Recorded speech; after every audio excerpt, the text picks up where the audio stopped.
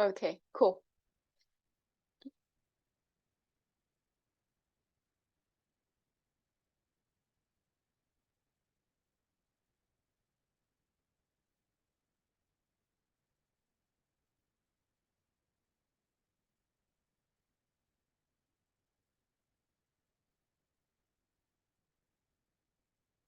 Hello, hello, warmest sour-tasty greetings, dear future or already lovers of sourdough. So this is our third session dedicated to bread art. Okay, I see some questions already, so I will answer them at the end. Okay, so worry not, or even perhaps during the session. So I'm not sure if you're able to see, but I have quite a few utensils here. When I first started out in 2011, was it 11? No, it was 2012. 12 it was, yes. It took me about 2 to 3 years to start doing some designs. And when I started posting the designs on my Instagram profile, sourdough_mania, those footages immediately caught attention of various media companies like BuzzFeed, Business Insider, Unilet, Daily Mail, etc. And it was because we eat with our eyes. And if we make the food appealing, of course, if the content is great, then this is just like the cherry on top to make it even more, to make it, of course, beautiful, because we eat with our eyes. So today's session is meant, I will show you 2 different types of methods you can use to beautify the sourdough, your bowl, because you put your love and effort into every single piece you knead and you bake. And when you share this with your heart and passion with someone else, it is felt, it is seen, and it is also tasted afterwards. So that's why it is great to, if you want to, you can really express your artistic side. So today I'm going to show you the simplest technique ever. It's going to be the use of different kinds of stencils. You can also make your own stencils. These are mine, my design, and they're, of course, they're food grade. Make sure that everything you use with your dough or bread, that it is food grade. So that's why. You can also make your own stencils. You can use a bit thicker plastic that is food grade, of course, or you can use paper or cardboard, anything that is a bit more sturdy and that it will hold its shape. Of course, if you use plastic, you can also wash it. So these are washable, and basically they are forever unless you forget or you put them in the oven. That's not a good option. I've done that too, so that's why I know. So here we have, like, are you able to see this? Should I put it like this? It's sourdough with love or heart. Then I have like wheat stalk, and these are like 2 other types of motifs.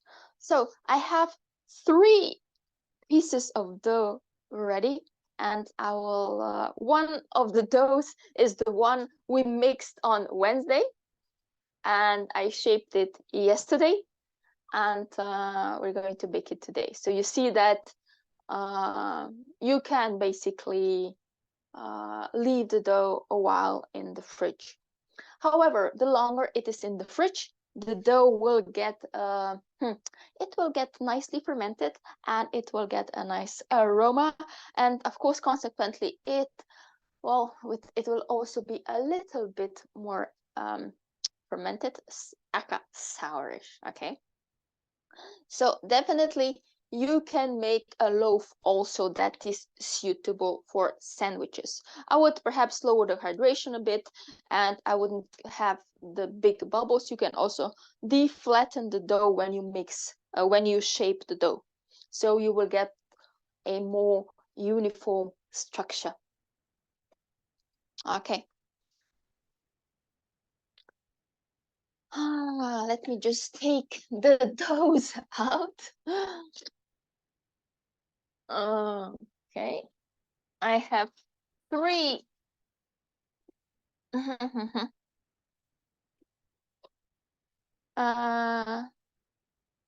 not bowls, but 3 batards. It's the same procedure as if you would decorate a bowl. Yeah, at the end you can ask all the questions you want to, so worry not. So I have 3 pieces here. I have some utensils ready. Oh, by the way, the Benetton, if you had it, of course, if you after use, when the temperature drops in the oven, you can dry it, because if you don't do that, well, mold can form either on the liner or on the ridges of the Benetton. So if that happens, if mold forms on top, please, well, you have to stop using it. Okay, hope this makes sense, because the spores of the mold, they go deep. So that's why you should not use moldy Benettons or liners. Okay, so take good care. You can dry them after the temperature drops, I don't know, to about 100 degrees Celsius, and that would be in Fahrenheit. We'll see. Okay, Urshka. Because now I can see your our chat, Urshka. So if you could check when the temperature drops below at least 150, or better even 100 degrees Celsius, make sure that you dry the Benettons, so they're completely dry when you store them, wherever you store them, and they will be with you as long as possible. One more thing about the liners. Okay, cool. So 150 degrees Celsius is 302 degrees Fahrenheit. As for the liners, I told you that it is cool to use gluten-free flour, like rice flour, but after a while, this liner will get like a non-stick coating, you know. So that's why you shouldn't really wash the liners. That's why you need to dry them really well. And 100 degrees Celsius is 212 degrees Fahrenheit. Okay, so I think, let me know if that was useful. All right. Okay, let's move on. Cool, I will turn this down. Oh, nice. All right. I dry the liners in the oven, yes, as well, when the temperature drops. And I also, these proofing caps, however, are not to be dried in the oven, of course. So I'll just air dry them. Ta-dum, ta-dum, ta-dum, looking nice. Okay. If you want to do some elaborate scorings, then I suggest that the hydration of the dough is a bit lower. because if it is too hydrated, it will just spread out all the way. Okay. Okay, cool. Mhm. So where was I? Back to the hydration.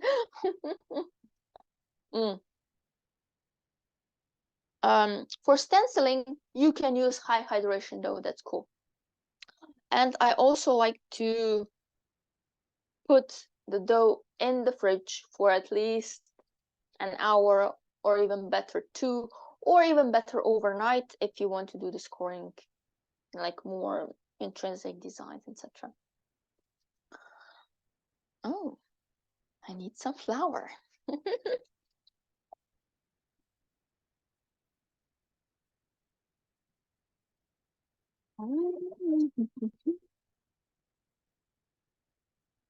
I like to dust the bottom a bit. Yep. These are two, I think I've used about 50% whole wheat in both of these. And here it's about 10% of whole wheat or whole grain inside. Let me see if I will be able to do all three. I think, yeah. Perhaps they will just stick a little bit together, but that's okay. But before I turn these out, I like to use, well, of course, parchment paper. And I like to reuse it a few times. Okay, so we have three beauties. Okay. So let's see, one be like this, one like this, and the other one like this. Cool. All good. But let's see the tools of the trade. So what can you use? Well, the best thing is, of course, the razor blade or the scoring knife. And make sure it's really sharp.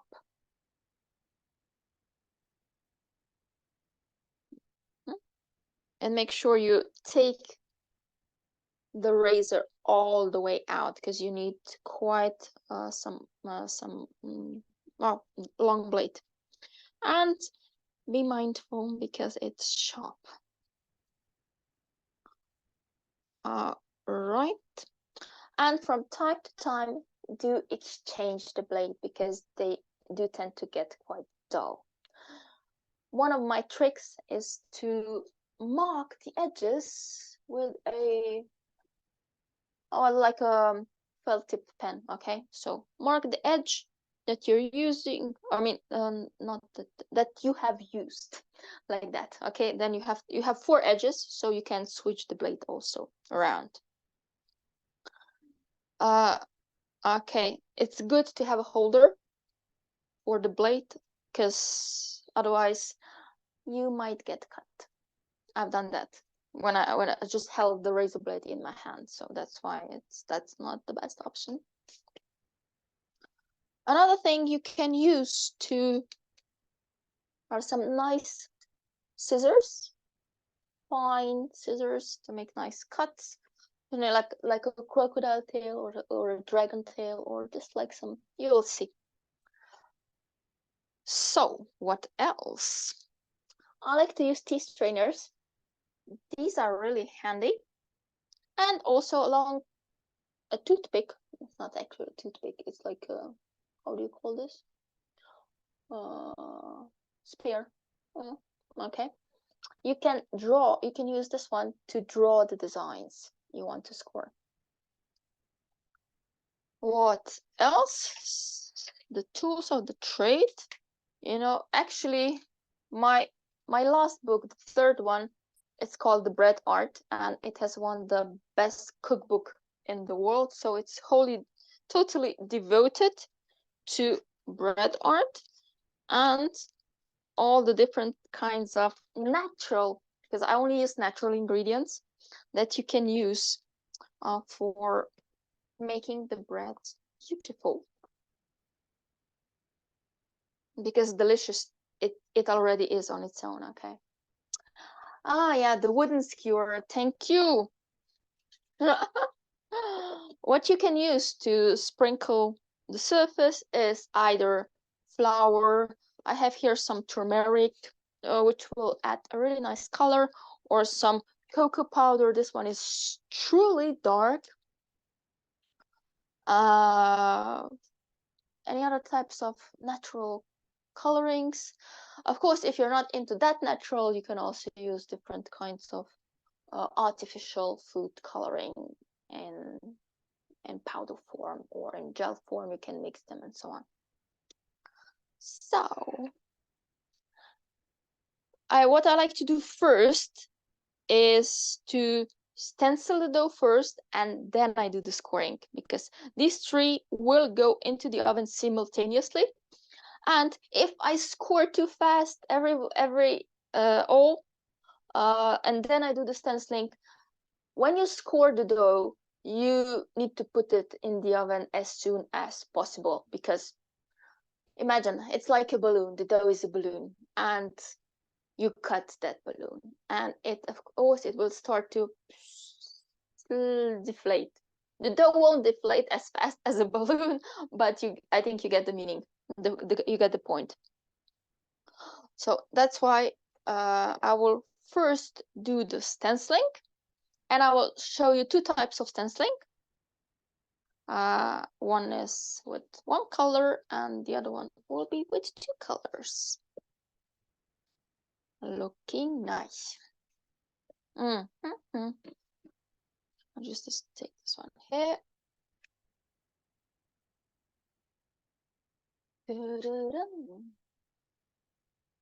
So I have here a nice brush that I only use for my dough, for nothing else. And I brush off the excess flour. Okay.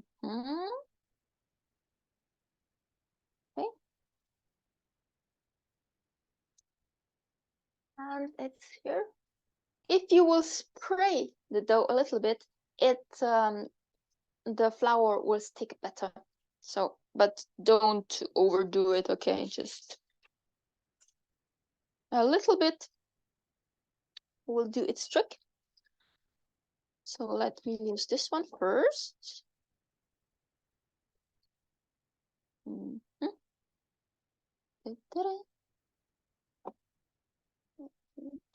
Just a little bit, so you'll be able to see better.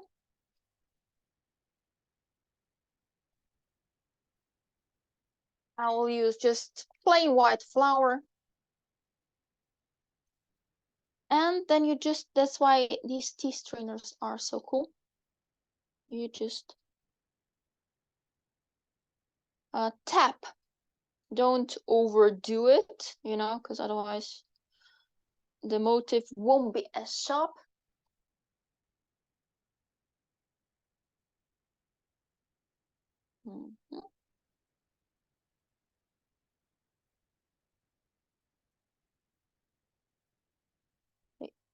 Make sure you fill all the holes. Cool. And now you slowly lift off the stencil, making sure you don't ruin the design. So that's why it's nice if the stencil is a little bit sturdier.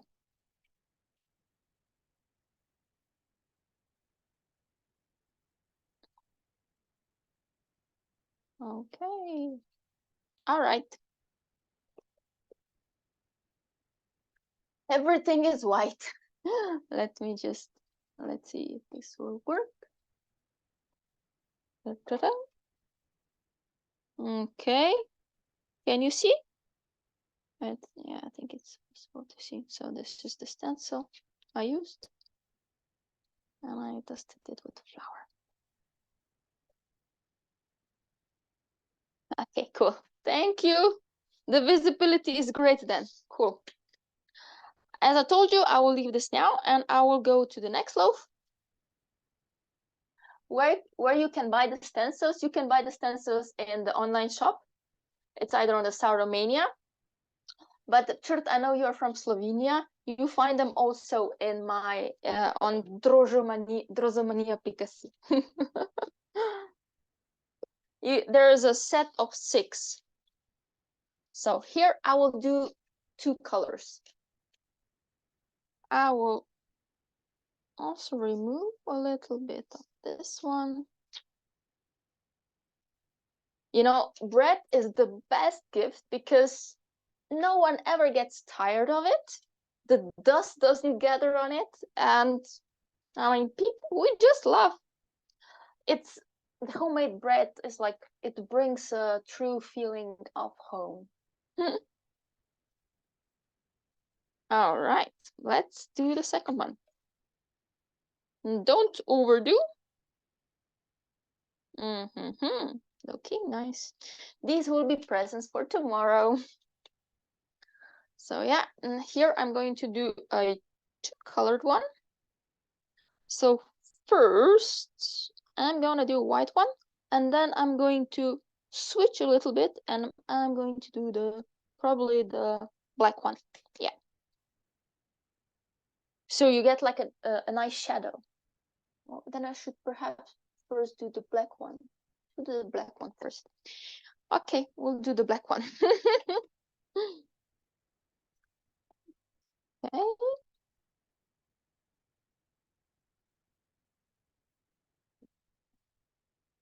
It truly is quite black.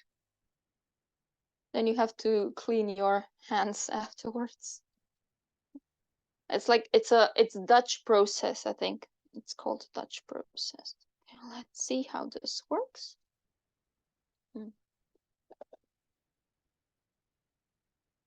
So you fill everything.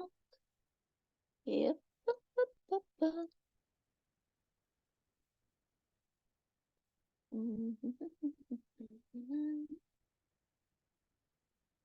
Yep. All right.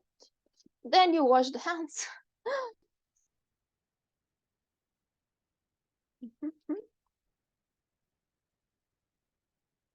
My oven is already hot. You lift off carefully, gently. Okay, nice. And then you just like, you know, you place it, but a bit, how to say it, with a bit of distance, okay? So it goes like this. I will place it like this. Not too, but not too much.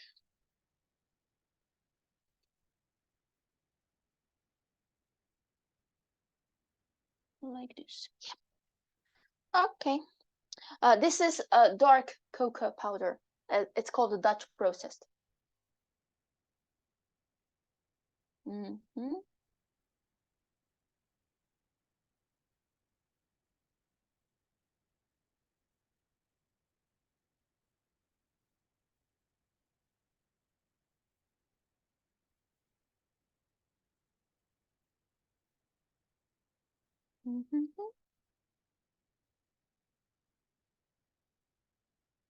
Okay, then you lift it off. Okay.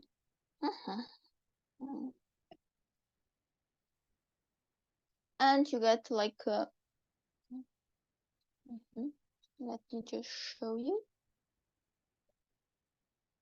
And of course, make sure that the come back, camera. Okay. Looks like this. All right. Now, let's go to the scoring. Because the longer the dough stands, of course, the more it will spread. That's why we need to work quite fast. You can also use like coffee. If you like coffee, by all means use coffee. Use everything you would use to if you would eat it. I mean, if it's edible, you can use it. However, some ingredients tend to change the color and flavor. All right, so this is like the third one. And if you want the scoring to be easier, this one is not the best strainer, but hey, from time to time. Okay, make a nice canvas.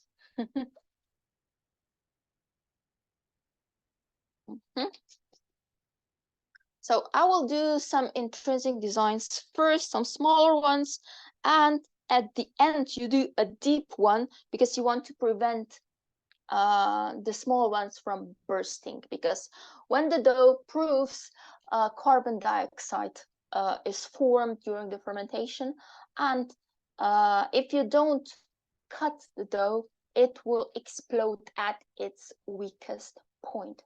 That's why I suggest you do one deep cut.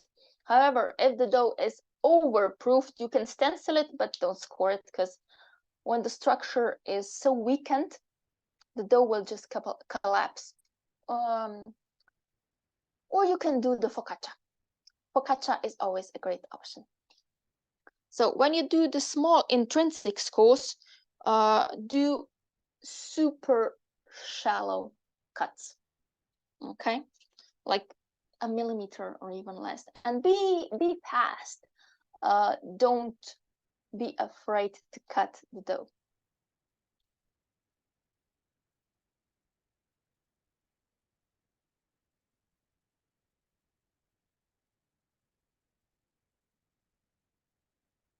Truly, don't be afraid. Just cut.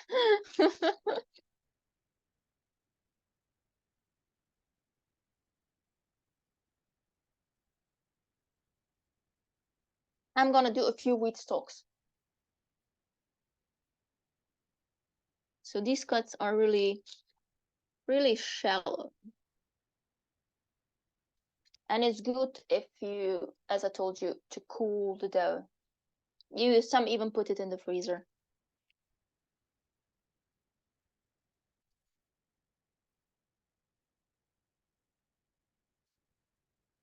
All right, one more.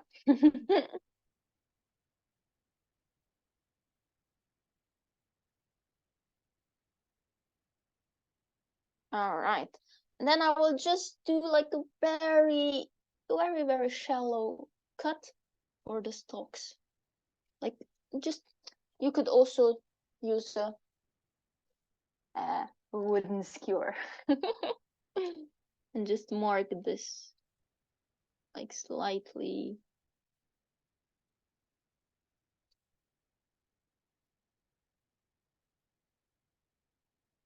Like this. Mm-hmm.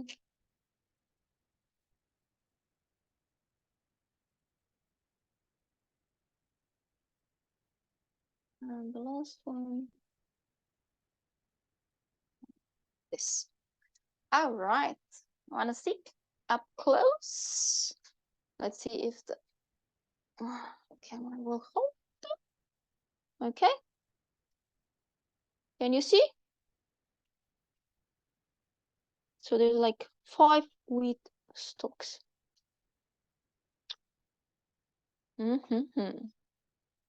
All right. So now it's time for the deeper cuts. I will do just one here and one here to preserve the image.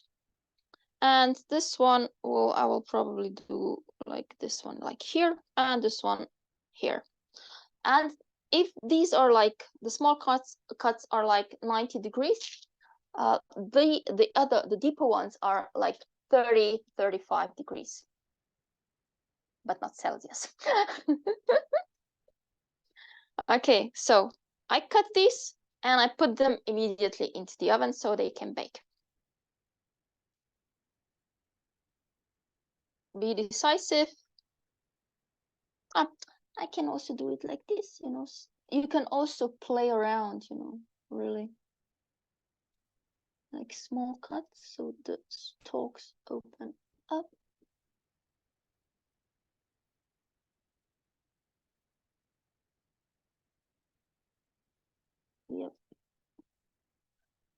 Everything is cool. Yes. All right.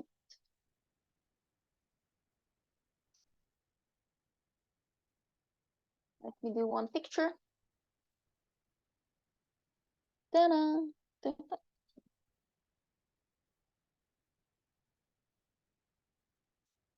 Oh, I forgot sourdough with love. Well, the love is inside. Okay, I will send you the picture. So Urshka can send it to you. Okay, so now that I've cut, I need to put them in the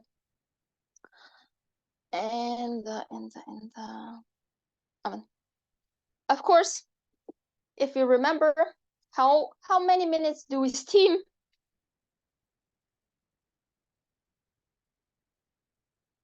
Who remembers? Put them in the right in the chat or in the box.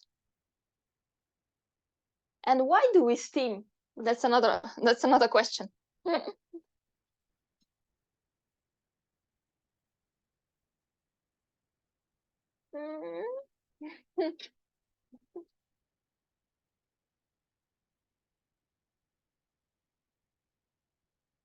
All right. About 15 minutes. 15 minutes. Yay. Okay, the steam is already on, obviously. Whoa.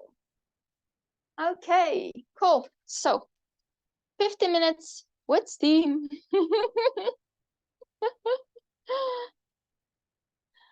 Okay, because we need the steam if we want a crunchy crust, and of course, if we want the dough also to, yes, for better crust. Exactly. Better crust, crunchier crust. And of course, if we steam for the first 15 minutes, the dough is in a humid environment, so it can expand in the oven as well. If you want a thicker crunch outside, make sure you bake at a bit lower temperature for a longer time, so the crust dries out a bit. Okay. If I could please share my thoughts concerning when should the sourdough be fed? Just by looking, smelling it, or when it has no bubbles? Is it too early? Okay, cool. Good question. So I usually feed my starter when I want to bake. Otherwise, I don't feed it. I mean, it's in the fridge and it stays in the fridge. So like 4, 6, 8 hours before I mix the dough, I take the starter out and I smell it and I see it and I feed it. Do you remember my famous SOS step? That's my question for you.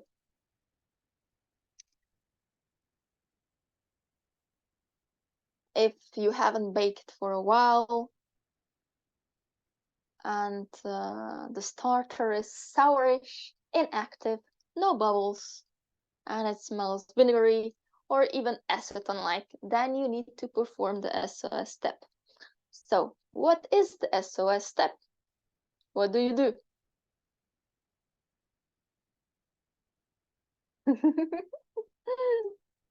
Okay, who remembers? So because you can't use an inactive starter or a sour starter because your dough won't rise. Yo, that looks so nice. The dough won't rise, or it will be very sluggish, slow, and probably sourish. So good starter is like the best base for everything else. If your starter is cool, everything else is cool.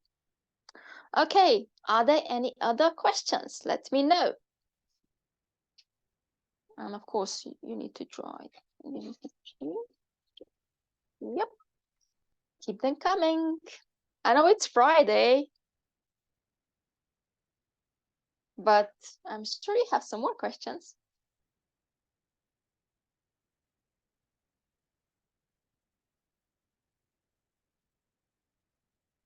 Okay, so Julia says it's interesting because in some books I have read that you have to feed the starter forever, and it's a waste of flour if you don't bake too often.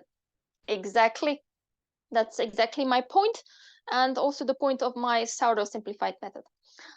Keep it simple, don't waste food. So keep small amounts of starter and feed it before you bake. I mean, my starter, Rudolph, he's like the strongest guy I've met. And he comes back to life even if I don't bake with him for at least two weeks, 3 weeks. So if you don't bake for a month, should you feed it in the fridge after a week? I don't do that. I just do like 1 or 2 SOS steps before I want to bake with it. So to keep it going again. Hmm.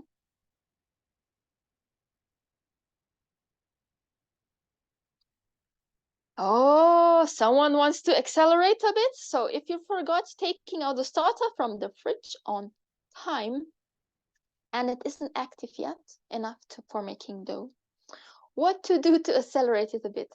Well, what you can do, you can use a bit warmer water, but please don't use too warm because, of course, you will say goodbye to the microorganisms. This is something you do. You can also place the jar into some warm water. That's a good option.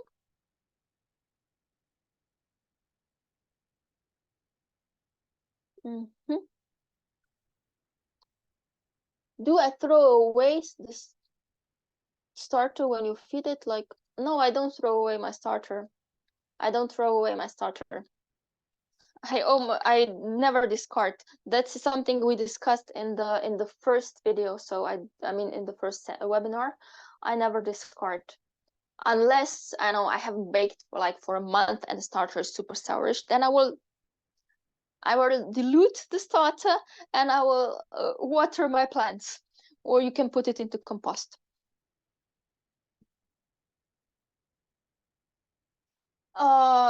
You can use it like this because the first fermentation is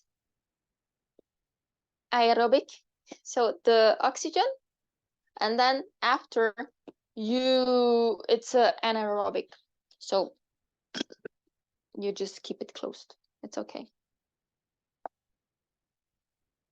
Okay. But if I would discard, what I would do? Oh my God, there are so many recipes.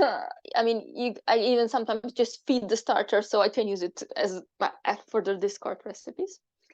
I like to use it for example, wait, I have a whole chapter on using the discard. Well, if you have a discard, in case you have too much sourdough, you know, how did they? Oh, let me just read a few. What if there's too much starter? Okay, so some ideas are like croissant biscuits, then pancakes. Another one, shredded pancakes like Kaiserschmarrn. If you had someone from Germany or Austria or Switzerland, Kaiserschmarrn, yum yum yum. And I love to caramelize it. You can also do a short crust pastry case. Better for frying. Grated dumplings, whole grain crackers. What else? Wait, is there something else? Oh, breadsticks, sourdough pasta. You can also pickle your vegetables with sourdough. What else? Oh, I love to use sourdough as a binder for sauces and so on. Or for thickener for soups and yeah. So all the recipes you can use. I mean, I put sourdough almost in everything, really. There is no limit, except your imagination. Okay. Oh, looking nice. We have, okay. There are triplets because they're they're holding to each other a little bit. Is there a rule of thumb for feeding the starter without using scales? Or would you double the volume of the... Yeah, I would double the volume of the existing starter. Just make sure it's on the thick side. Yes.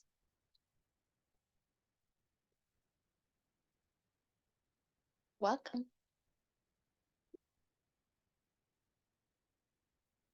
I don't usually wear makeup, but today I was at the television, so and then they put on some makeup, and that's why I left it for the third session. Look, of course, it corresponds. Beautify the dough, and the makeup, well, beautified me. How about spelt or rye? Can you feed the starter? Yes, you can feed the starter, but please, please, as I told you on the first webinar, don't use spelt. Use spelt for the dough. Don't feed the starter with the spelt because it will liquefy. And rye is a super duper fast flour you can use to start the starter with.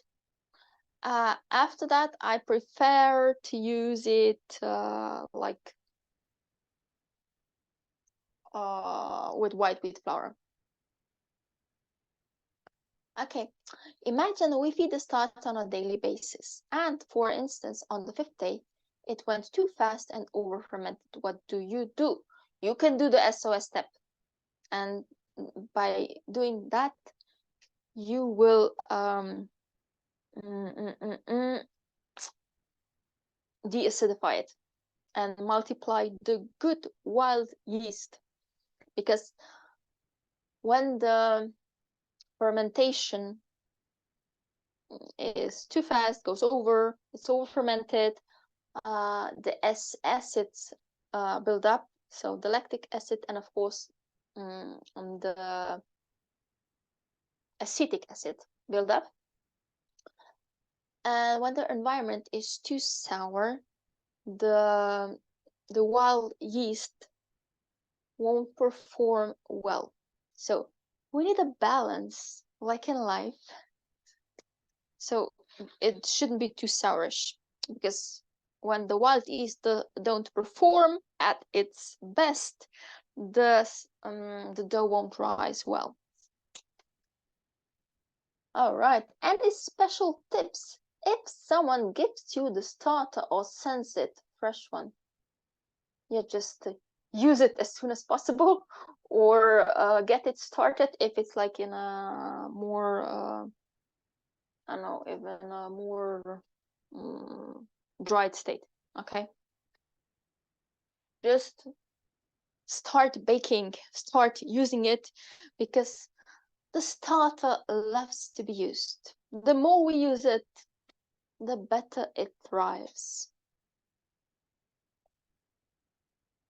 Do you want to see inside? Yum, yum, yum. Okay. Looking nice. Let me just take the camera.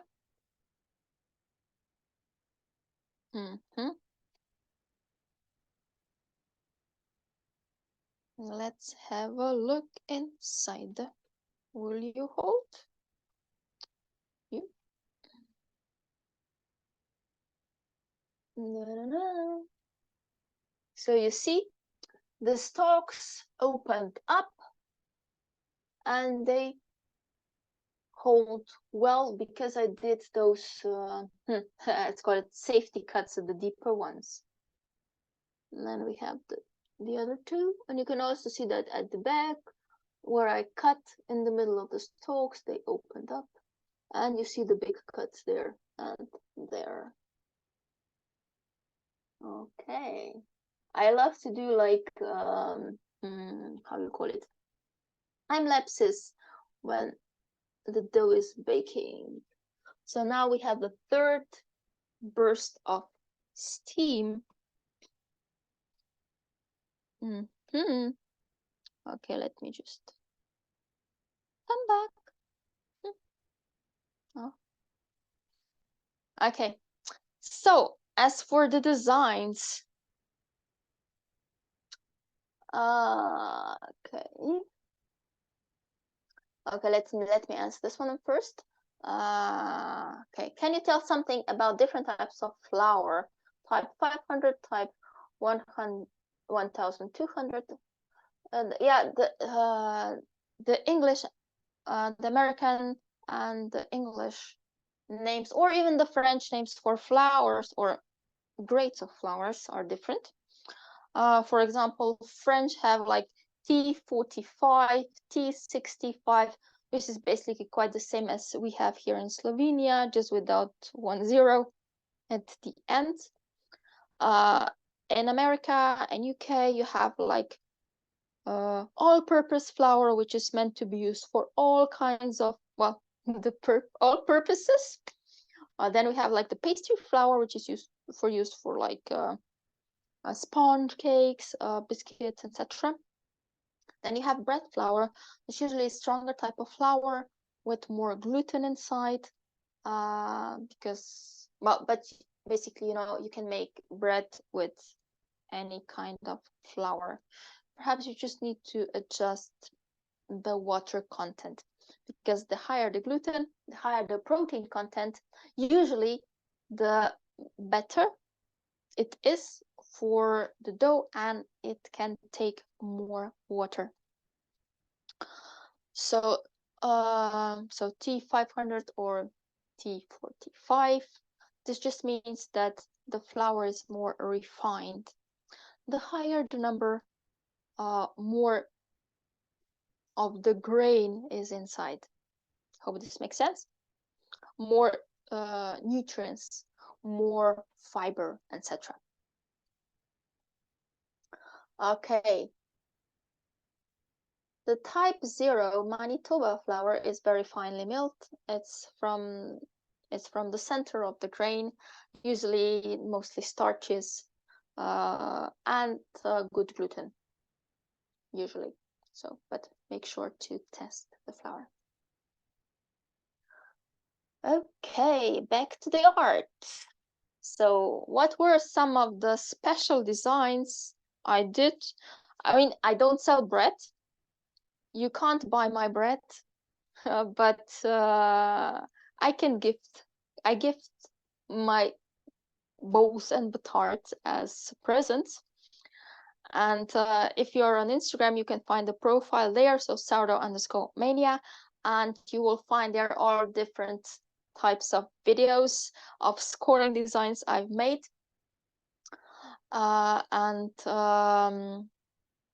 I did, for example, a butterfly. This year I did, my dear friend celebrated his 40th birthday, and he's a photographer. He did pictures for my second and third book. And I scored his portrait holding a camera. I have yet to post that and the video of it, but that was nice one. Then I also did, I did Ed Sheeran. Let me just check what else I did. A butterfly. I did different kinds of flowers. I mean, you can find the motifs wherever you want in the nature. There are a lot of natural motifs for me. I love nature. You can do a portrait. You can do animals, whatever your heart desires, or your beloved one wants or is into. So there is no limit to your imagination of what you can use on the dough. All right, any more questions? I will take a picture of the baked loaves after they're baked. And let me just check. Okay. I will send the picture so you can see. So the cool green spoon, this one, yes, has 5 milliliters written on it, but it seems to be 10 milliliters of volume. Urshka to help? I haven't really measured it, so I just mix. So it's Urshka confirms it's 5 millimeters. Milliliters, not millimeters, but milliliters.